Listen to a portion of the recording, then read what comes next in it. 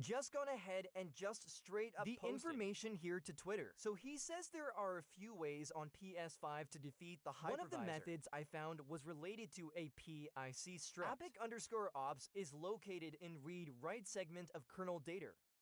With kernel read-write, you can overwrite a function pointer inside it. XAPI, C_mode, and get into wrap. For example, just need to bypass control flow integrity, which is one of the security measures that is built into the PS5. He then says after you do suspend/resume your code cycle will be executed before hypervisor restarts, and you can apply kernel patches, etc. By the way, it's not the method that has been patched in 5.0. Actually, I'm not even sure if it has been patched at all yet. Needs testing for which I don't have spare time Maybe someone can do it basically. Just posted this information so that other hackers in the scene can look into as a potential way of exploiting the PS5 hypervisor. And he doesn't know what firmware it's been patched in. That does not necessarily mean it's going to work all the way up to 7 or higher. It could have well been patched in an older firmware. We just don't know yet at this time. But yeah, potentially 3 hypervisor exploits all in the space of a few weeks. Of course, we've got a Spectre, who is going to be revealing his hypervisor that works up to 2.50 at this year's Hardware.io conference, which is later this month. And then also Flats has a hypervisor exploit that originally he knew worked up to 3.21, but he wasn't sure which firmware it was actually patched in. That has now been confirmed. He tested on higher firmwares, and he's confirmed it's been patched in 5.0. So his hypervisor exploit works up to 4.51, which is really good news for people who have the original jailbreak from 3.0 to 4. 51 with the IPv6 kernel exploit.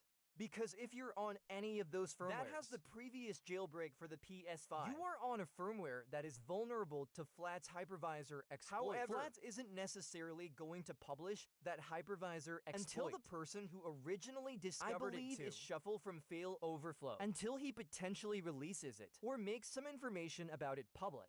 So it's still in dispute whether or not that hypervisor will actually see the light of day. And now we have this potential third method, which Flax has not actually looked into himself yet. But Flax is encouraging other security researchers in the scene to look into this as another potential way of exploiting the hypervisor. So yeah, anyway, that is the breaking news that has just come out today. So we've also had another update from Hammer83 on his blue implementation of the exploit. So it looks like nothing has changed. It was updated for days ago, however. If you go down to the snapshots and you look at the UMTX which is the one that actually loads the kernel exploit, you can see it was updated yesterday. So this has improved stability. I've tested it on my 2.30 system, and it seems to be much more stable than it was previously, although I have also tried on for 3 and 7.61. And it is crashing quite consistently on those firmwares. There seems to be a bug that needs to be resolved there, because it is just crashing most of the time. I only tested it about 3 times on each firmware, however. I've seen other people testing on like 6.x where they've apparently tried like 20 times, and they've maybe managed to get it executing so once. Yeah, there's definitely some issues that need to be fixed on higher firmwares to improve stability. And then of course at the moment, it doesn't do anything still very much in testing, so it's just going to, print out a message about read. Right, being serialized. And that's all it does after a successful execution. So after stability is fixed, we'll need to get offsets and payloads and various other things ported to get it working. So still a little ways away. It looks like from this becoming a usable exploit right now, but improvements are being continuously made. So another thing that also applies to PS4 and potentially here PS5. Is this Lua loader from Jazine. So Artemis Lua loader, it says here, Artemis is a cross-platform visual novel game engine that utilizes Lua script. So essentially, we can inject custom Lua script into the save file that can be executed when the save is loaded. And this could potentially lead to an exploit. So at the moment, there seems to be some kind of vulnerability in this game engine. And because the saves use Lua script, we can trigger that vulnerability with some custom Lua script injected into the save file. So that is how this works at the moment. It is just pretty much a proof of concept right now. To run arbitrary Lua script from a save file. However, it does have the potential to be turned into a userland exploit. And that's what the developers appear to be working on right now, which would be pretty handy for PS4 and PS5 PS5 because on PS4, the latest userland exploit we have is still the PS3, a userland exploit with the web browser, which works up to 9.60. We were actually very lucky that the kernel exploit we got for the PS4 that resulted in the jailbreak for 11.0 did not require a userland exploit. Most of the exploits for, or pretty much all the exploits really for the PS4 all and of the PS5 kernel exploits that lead to a jailbreak need to be triggered from a userland exploit exploit that can be triggered in user space in order to be able to access that kernel exploit. So that is typically what's required. An exploit chain userland plus kernel. And we only have a userland on PS for up to a 9.60 so this could be really useful. If this gets turned into a usable userland exploit on the PS4, then we would have a userland exploit that works all the way at 12.0, the latest firmware for the PS4. And then that could be used to trigger any future kernel that come out for the PS4. And then also the same thing with the PS5, not the PS5, we could also use it to trigger the UMTX if it gets turned into a userland exploit. So the project includes save files to test with the game. Raspberry Cube, there is actually a fake version of that game that you can download if you want to test it on a jailbreakable PS4. If you want to test the proof of concept, and if you're on a retail console, you could try just purchasing the game. There's also a number of other games that are supported. I'll leave a list of them here on screen.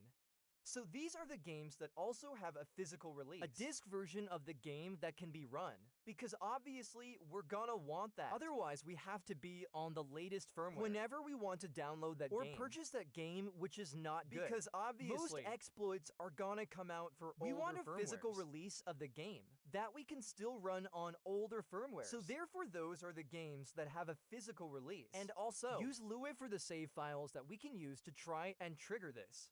So on top of that, there's also this link here to a trial version that you can download. If I believe you need a Japanese account for because this is only available in the Japanese region. So if I try and add this to my library, I just get an error because I don't have a Japanese account. Let me try that again, add to library. It just says something went wrong. So it seems you'll need a Japanese account if you want to get this on your retail system. But generally, it's best to buy a physical copy of the game so that it doesn't matter. And what firmware you're on, you'll still be able to run the game and load the modified save file. So there's a couple of options to test this right now. If we go into the project, we can see there is a decrypted version of the save version, so if you want to give this a try.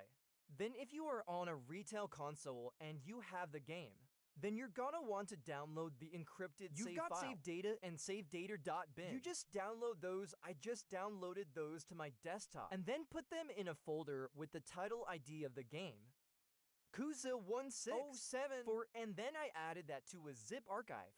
And then from there, I was able to just plug in a USB drive into my computer. Then I could use Save Wizard to just go to the resign section and import that zip file, which would then allow me to import the save. It will resign it automatically to my profile and copy it to my USB drive. And once it was on my USB, I could plug it into the PS4 and then just use the application Save Data Management to copy it from my USB drive back to the hard drive. And it could then load up the game and run it. And that would automatically run the exploit. You don't even have to load the save as soon as the game launches. It will then run the custom Lua script. And you'll see these message prompts appear on screen, which means that it is working. Now, if you want to test on a jailbroken PS4, then the process is a little bit different. You actually have to create the save file first on the game, and then once you've done that, you can then open the Apollo Save tool, and you can go to the HDD saves and copy it to your USB drive. There's multiple ways you could do it in the Apollo Save tool. I just went into HDD saves, copied it to my USB drive, and then from there, I could just replace the decrypted save data on the USB with the one from the project. And then from there, I could just go back onto Apollo and copy the save data back to the hard drive from the USB. And that got it on there so it would load when I loaded the game. So all it does right now is it just prints a few messages showing you the Lua version and a couple of other kind of debug prompts. All that's happening right now. But again, the developers are working on trying to turn this into a usable exploit, which could lead to a potential user mode or userland exploit on the PS4, which would work on higher firmwares, which would be great for triggering future kernel exploit that may come out for the PS4 in future. And of course for the PS5, we could use it potentially to trigger the UMTX bug instead of using a Blu-ray disc. That would be another option. But again, this is all contingent on this turning into a usable userland exploit for the PS4 and PS5. One of the other issues related to this is actually getting the save file on your PS4 or PS5. If you, for example, had a retail console that was not activated, then even if you have a physical copy of the game, it doesn't allow you to copy save files from the hard drive to the USB, or the USB to the hard drive if your account isn't activated. And you can't activate the account on a retail console, an older firmware, so that presents a problem. It seems this problem can be resolved, at least on PS, for using the backup and restore feature. So if you were on a non-activated account, you could back up your system, back up your save files with the backup and restore feature, and then swap out those save files in the backup, and then restore it afterwards. To get the save file on a retail console that's not activated, that might be one way to solve that issue, at least on PS4. Maybe also on PS5. Anyway, that's what's been worked on right now for PS4 and PS5. This is another potential attack vector. If this could be turned into a userland exploit for loading the UMTX, a kernel exploit on the PS5, and any future kernel exploits that come out for the PS4 could be chained with this. But again, it's all contingent on this turning into a usable userland exploit, which it's looking promising that. That is what's happening at the moment with the developments that are currently going on. But it just depends if the developers run into some kind of roadblock that prevents them from going any further. So that's pretty much all the latest updates caught up to for now. Obviously, things will change very rapidly as they continue to do so. I'll keep you guys posted as time goes on. Anyway, that's it for this one. Hope you guys enjoyed this video or found the information useful. If you did, please leave a like and subscribe. And once again,